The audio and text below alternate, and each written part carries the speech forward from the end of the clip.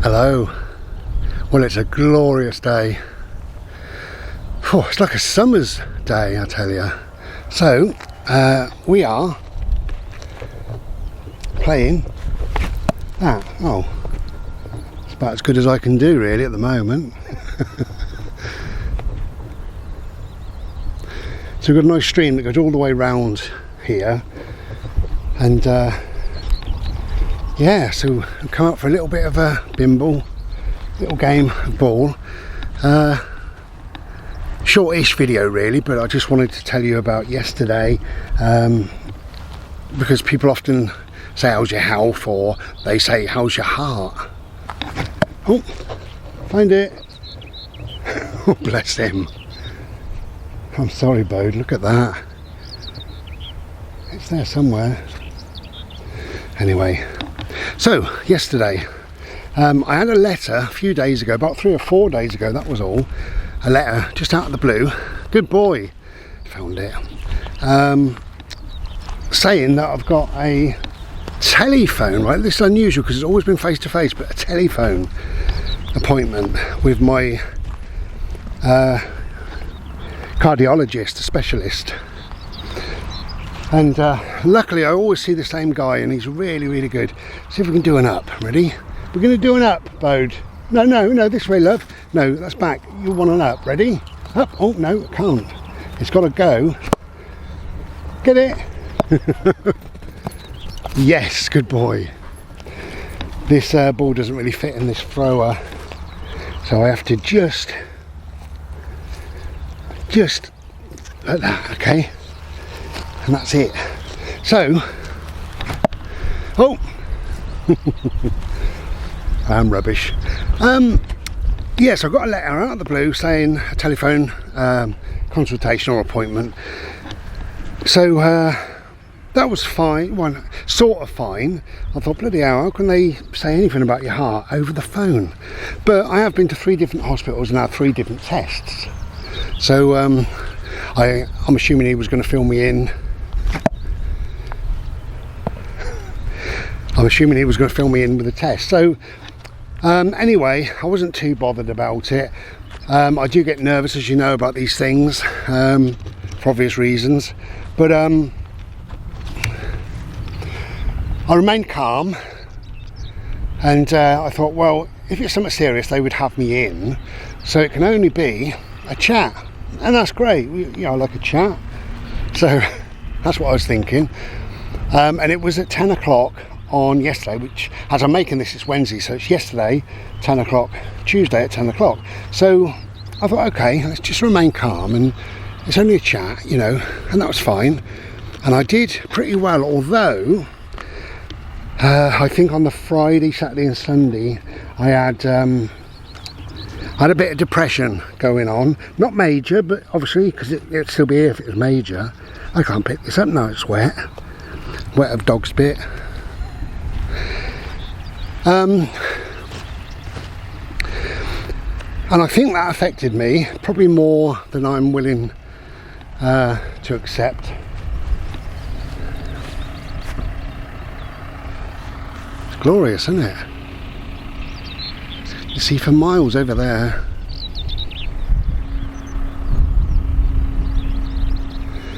So anyway, the depression is it's leaving me, so which is great. But anyway, so yesterday came, and 10 o'clock, it was about 9:30, and that was fine.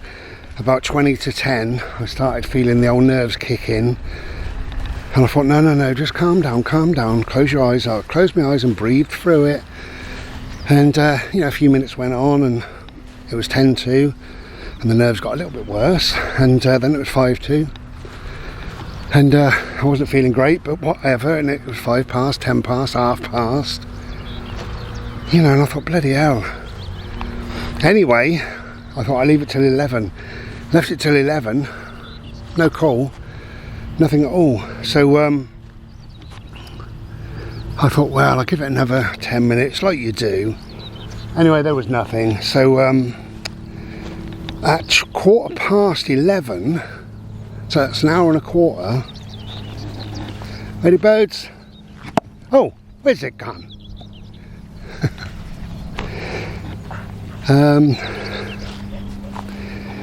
I decided I'd phone the hospital. So I phoned the hospital and I said, look, I've got this appointment with a cardiologist. He hasn't rang. He said 10 o'clock. It's now gone 11. And she said, yes, 21 minutes past. I said, well, I don't know what's going on.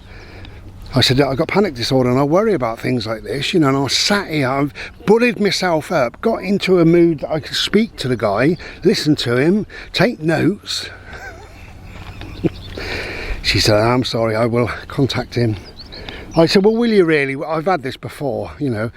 I'm a nasty fucker, really. Anyway, she said, yes, I will.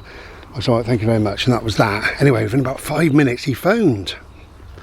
She obviously said something. And he said, first of all, I can't apologise enough.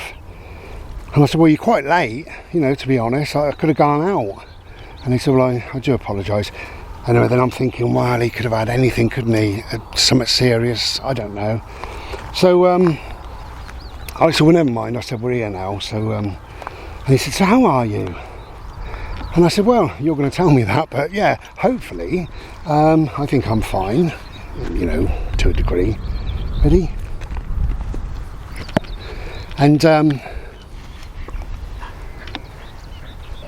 he said, okay, he said, any pain in your heart, in your chest? And I said, yeah, on and off, mild, it's always been the same. Any breathlessness? And I said, yeah, quite a lot. But manageable, you know, because he said you can get breathless for lots of different reasons. And this is nice, look. It's a fish with, I don't know what the bloody hell that is. What do you call it? An otter, would you say? A huge otter. An otter, and that's a pike. I know the fish is a pike. And that is probably an otter. So it's probably telling us that we've got otters and pikes in the stream. I'm not sure if we have. Anyway, whatever. And so he said you can be breathless for lots of reasons. He said, and of course you're on medication, but because you've got heart disease, that's one of the overriding factors. But he said you've had cancer and COVID and pneumonia, so there's a lot going on within the system still, you know, and it can take years. And I said, okay, well, I'm not overly breathless, you know, I can bimble out now for, well, it was about 10 minutes, but now it's over an hour. I can just, you know, I do well. I said I've started doing weights as well, not lifting ridiculous things, not to be a bodybuilder, but just to keep me trim, keep me moving, you know, and if I could lose a little bit of weight. And he said, well, how heavy are you? And I said, well, the last time we spoke I was 18.6, now I'm 19.6. So I put on a stone. I don't want to put on a stone because at 18.6 I felt too heavy. And he said it's a bit heavy. He said for your height, definitely, but I wouldn't overly worry about it. Well, that's all right for him to say. Beautiful daisies, look. Look at these.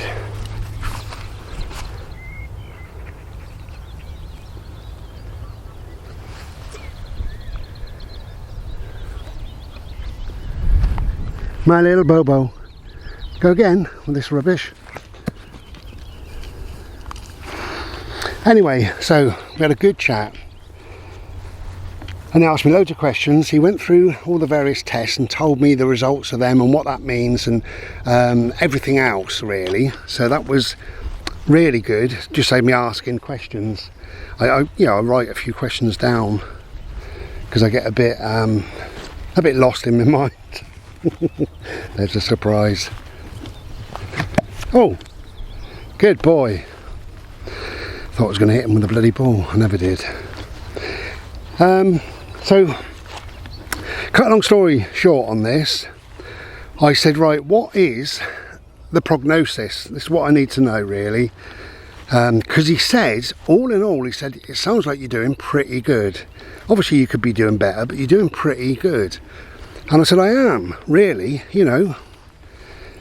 The best thing he's put me on is beta blockers, and I'm really I'm so grateful for them, because that's really helped in lots of ways, from pain levels to you know, no more you know, whatever, when your heart goes out of sync, goes crazy. Anyway, so that's a really good medication. Now, he said the 24-hour heart monitor that I had last year now, showed that there's a number of extra heartbeats. He said quite a number, and I said, well, I'd rather have too many than not enough. And he said there's also at times not enough. And I said, oh. He said, but the not enough is only a few, and the extra is quite a lot. He said, so really it kind of pans out. He said, but as long as there's no real pain. And I said, there's not. There's a dull ache in my heart every now and then. And he said, well, I'm happy to leave you for a year. So I said, well, what is the prognosis? What are we looking at? You know, best case scenario, worst case scenario, whatever. And he said, it's always difficult to say because things change over 6 months, over a year, whatever, things can change. However, he said, in your case, he said, it's very highly likely I'm going to need a pacemaker around about this time next year. He said, certainly, you know, the year after, if not this year, but that's, he said, really, that's what we're looking at. So I'm very grateful that he told me the truth. I was kind of half expecting it, but anyway, that was that phone call. It kind of left me obviously a bit flat, not feeling great, worried about my future and everything else. And I hadn't slept well the night before for obvious reasons, so I buggered off to bed. Bodie came with me, which was lovely, and I laid there, listened to some music, and I did have a bit of a drift off to sleep a little bit, you know, so that was pretty good. But I was laid in bed, and you know how your brain goes. Why me? God, can I cope with this after having, you know, cancer and stuff? Am I fit enough in any way?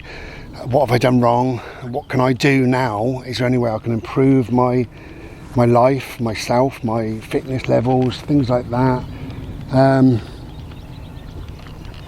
Hello, darling, you're beautiful. And just worried about the procedure, really, and everything else. Now, if it is that I've got to have a pacemaker and it's looking more and more likely, they can do it under a local anaesthetic. So local means that you're awake. No, so what we would do is just make you feel comfortable, get me a little bit stoned. So we'll make you feel comfortable, and it's about 20 minutes, sometimes 40 minutes. He said it all depends really, but they make an incision in the top of me shoulder, you know, top of me chest, about here. Can you see that? I don't know. Which is about 2 inches. That's all. And they feed the wires in, and that goes down, then across into a main vein.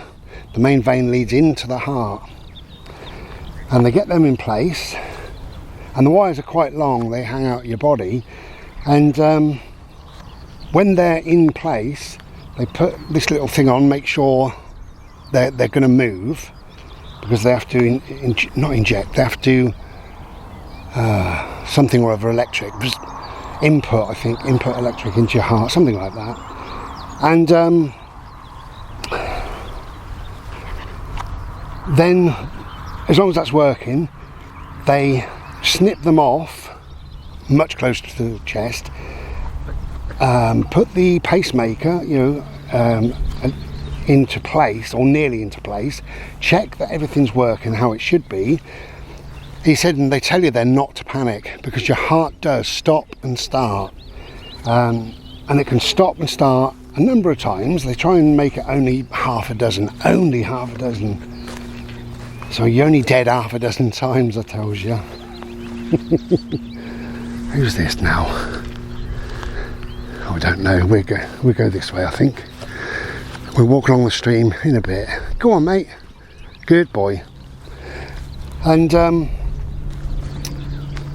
yeah, so once that's working, your heart stopped for half a dozen times, they then just insert it into its little pocket, which is in your chest, and so you're back up and you're done. That's it. So it can be 20 minutes, it can be up to 40 minutes, but you're awake. So I would obviously prefer that. So I'm not overly worried about it, although of course if and when the time comes I'll be bloody petrified. Oh dear, oh, bloody thing, isn't it, eh? Anyway, so that's all about that. But because I was laid in bed and, you know, negative in my head and everything else, I started to think, well, hang on, it doesn't matter that he was late, who knows what he was doing. But should we go again? Ready? He may have been doing something important. I just hit the camera with this. Far more important than me, so that's fine. So I'm not worried about that. I'm not worried about any of the tests. It is what it is. And I'm also not overly worried about the procedure at the moment. So it's all good because I'm fit enough, he says, to go on for another year as I am. So that's good news, because a lot of people wouldn't perhaps be fit enough. Ready? This way. And he's quite pleased with the way that things are working for me. So that's good news. It's all good news. All the way along is good news. Your silly brain can say, he's going to phone and say, well, there's nothing more we can do for you. You've had your lot. Come on, Bode, this way. This way. Bode, this way. Ready? Good boy.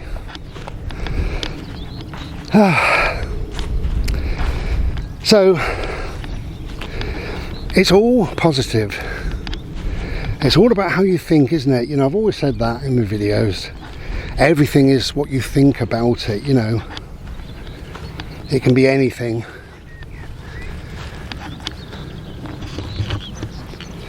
So I'm now thinking positive, and yeah, things are going pretty well.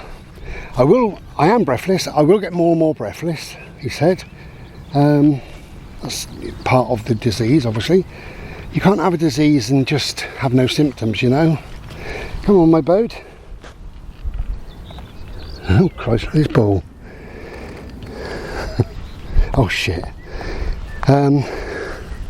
So yeah, it's all good. Come on, my love. It's all good, all positive, and I'm quite happy to a degree. I wish, you know, obviously it wasn't as it is, but it is. So, oh my God, there's 5 or 6 cars there. There was only me. Oh, I'm not going to wander around with dozens of people. Although it's hot, Bode is knackered and I'm knackered, so yeah, so it's all positive, it's all good. I'm quite happy, so that's that. Now the next thing I've got, which is tomorrow as I make this, I've got a doctor's appointment to see about this hernia. So we'll update you at some other stage. I'm not overly worried about that. It is what it is. So I hope everybody's doing well. But we are doing well. I am doing well, really. As I say, it could be a lot worse, couldn't it? Hell of a lot worse. And where's that guy gone with his dog? There was a guy. Oh, he's on the far path. That's all right. Come on then, my friend. I think I'm going to go home and make myself a Slurpee, you know. Anyway, thank you for listening. All in all, we're doing really well. Bode's doing well, and I'm doing well. So it's how you look at things, isn't it, really? But yeah, so unless I have a problem, then I can contact him within the year. But if things remain the same, then I don't. I just plod on. And you know what they say? They say life is good and good gets better. And do you know what? They're right. When I say they, there's only one person in the bloody country that says that. And he's making this video now. Anyway, life is good, good gets better. And if you worry about things too much, you know, then you spoil today. And most things pan out for the best. And surely, me being born in these modern times, being so young,